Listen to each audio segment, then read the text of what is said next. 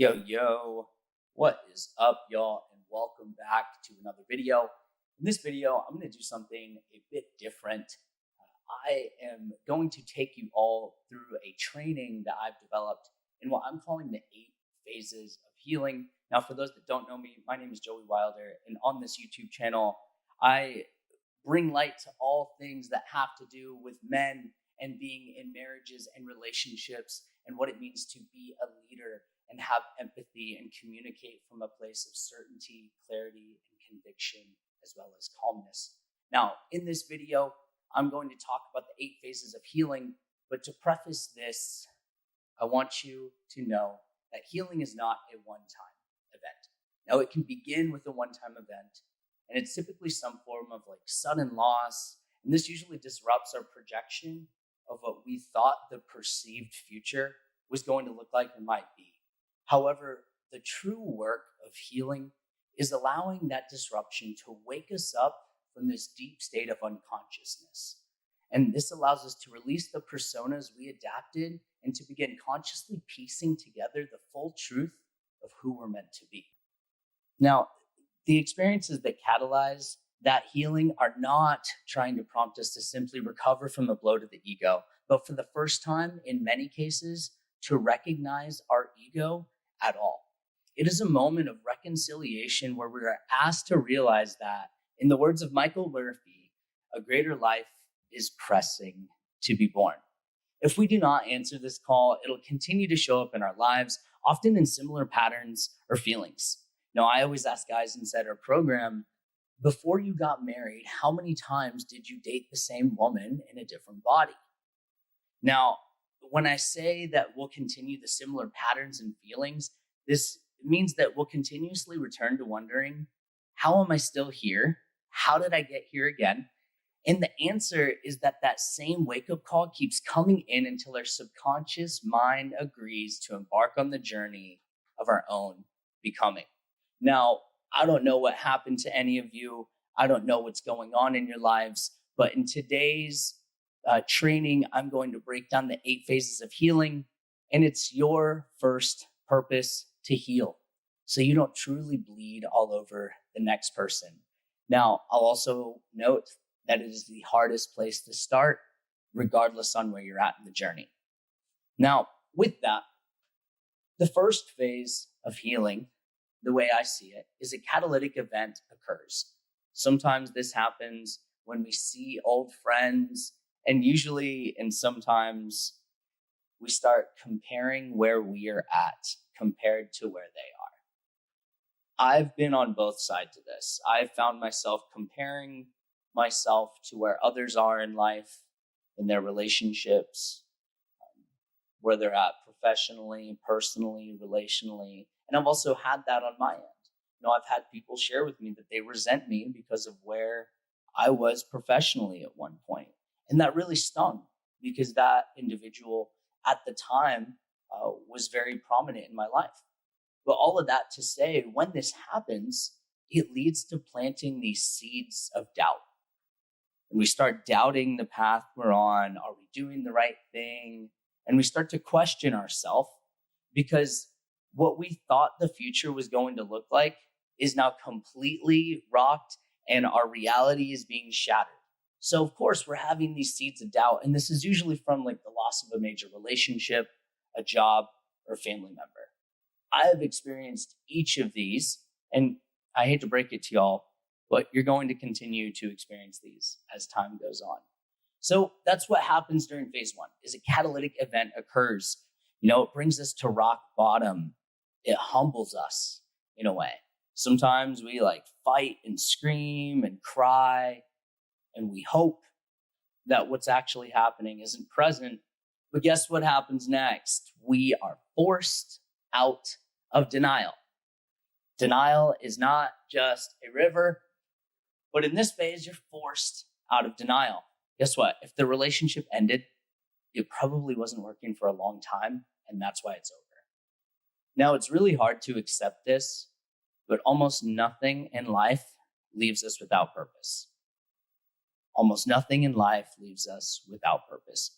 How many times, take a look right now, or take a moment right now in this moment and think back to something that was a big adversity and you had to accept the reality that you were in. Now look at you now. You were forced out of denial and you recognize either the things that came that were positive as a byproduct of that, or maybe you grew into a better person, or something happened and you recognize that almost nothing in life leaves us without purpose. This leads to the next phase, phase 3. I didn't number these because it's just the phases of the journey. I don't like to number them because then we quantify it as it being a cohesive process when sometimes it's not. Sometimes it's not step by step or phase by phase. You might bop all around. It's kind of like the grieving process. It's fucking all over the place. But with that being said, it'll lead to feeling these swells of anger and fear. In the aftermath of loss, you often find yourself going through the grieving process. And the longer you resist, the longer it will linger. Believe it or not.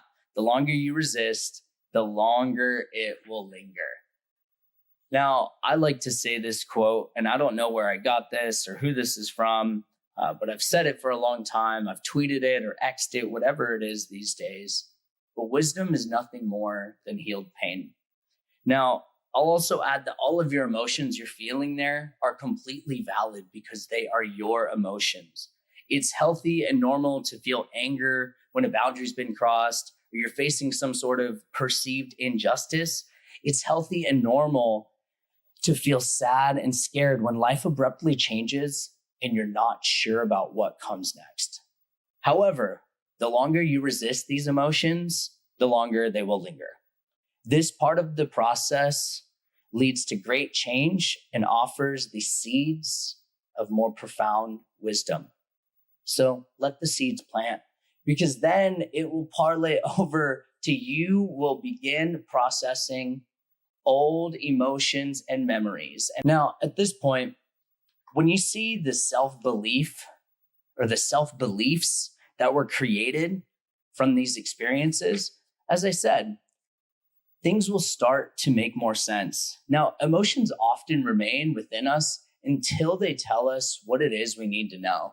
The message is not that we are worthless or unlovable, as they may often feel. Instead, the message is usually that we're not holding ourselves within the life circumstances that fully honor our worthiness, and we're not acknowledging just how truly loved we are, and therefore, we aren't seeking relationships in which we feel and see the truth reflected at us. Put simply, who you were then is not who you are now, but you get to process and grieve the version of you that existed then so you can heal, and this will begin to getting a glimpse of a better path.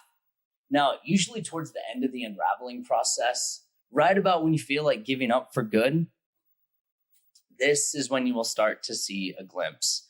Now, maybe one day out of nowhere, you come up with a novel idea. Maybe you happen to connect with someone who happens to have a job offer that would be perfect for you. Or maybe you're prompted to start a business that you'd been thinking about. Maybe you meet someone, maybe you move. Maybe you get that feeling that any one of those things in your immediate future could happen. I'll also add, in one way or another, you start to get the sneaking suspicion that there might be something really good around the corner. But at this point, you probably don't quite believe it. And guess what? That's okay, because you don't have to. All you have to do is continue stepping forward day in and day out. Inside Empowered Man, we have these cornerstones called time, space, and consistency, and it applies here. Now, all of this is going to lead to you to start making small adjustments.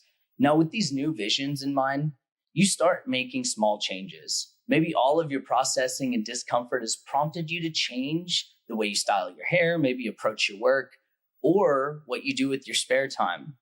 Little by little, you'll start adapting to your newly emerging self.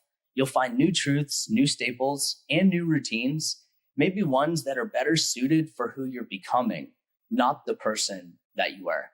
You'll start changing the way that you approach your free time and hobbies. I always tell guys when they go through some type of catalytic event, this is the perfect time to take a look at the habits that we have and take a look at what we'd like to add. This is a new adventure, regardless on what you're going through. It is your time to heal, to make these small adjustments, because this will parlay over to taking a big leap.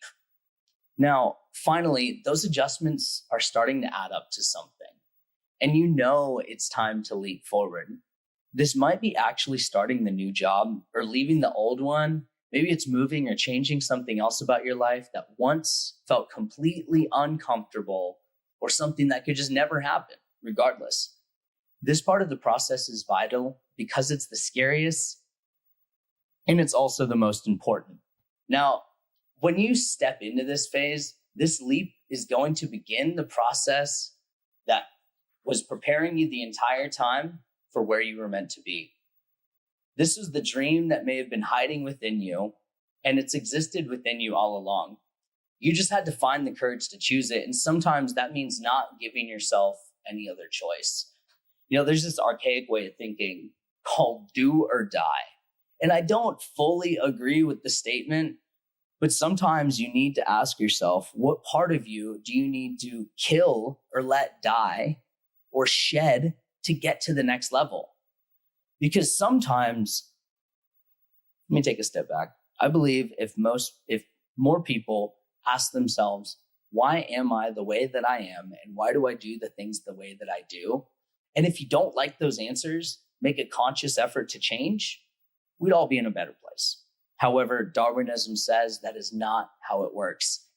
Now, this next step in the journey, and this is the final phase that I'm going to share with you, you start to see the purpose of your pain.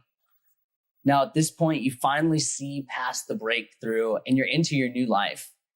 Now, if you're one of the lucky ones, you've made it far enough to understand that there was a purpose in all of this, especially the really uncomfortable moments.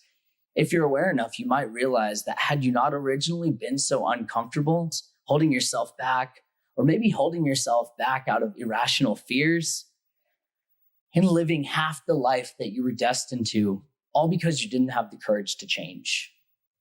Now, I like to think of it this way. Discomfort, a lot of the time, is just the cost of admission to the meaningful lives that we're all seeking. Now, I hope that you all enjoyed this video, visual walkthrough training. Do me a favor, hit the like button, subscribe down below, share in the comments what your takeaway was from this. If you want to get in touch, check us out on Facebook. I'll post our free Facebook community. We're probably going to be moving that over to school. If you're interested in some of the work we do, check out my website. I've also got a bunch of testimonials on this channel. I'll tag them here above. I appreciate you all watching, and I will see you on the next one. Peace.